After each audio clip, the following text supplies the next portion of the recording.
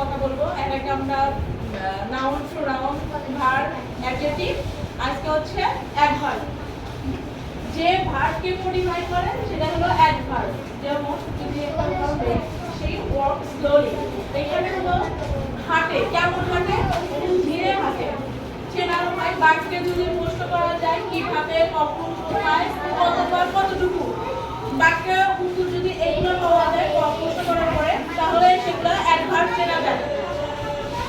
এখন আমরা আসি অ্যাডভার্বের প্রকারভেদ দেখি। অ্যাডভার্বের অনেক আছে, তারপরে আমাদের যতটুকু জানা দরকার আমরা ততটুকুই জানবো।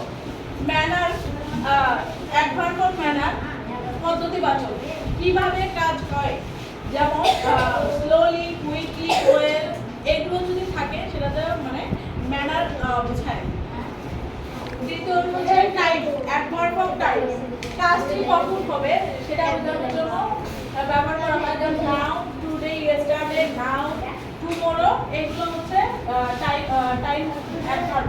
তারপর প্লেস, কোথায় কাজটি হবে, এই ক্ষেত্রেও হচ্ছে অ্যাডভার্ব ব্যবহার করা হয়। যেমন আউটসাইড, ইনসাইড, হার, হোয়ার, এগুলো আর কি।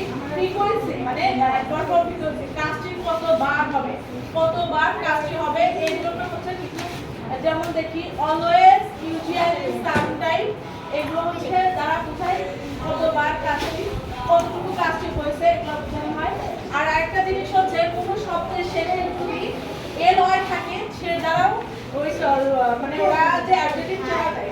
আর বিশেষ করে অ্যাডজেক্টিভ প্লাস এল ওয়াই দ্বারা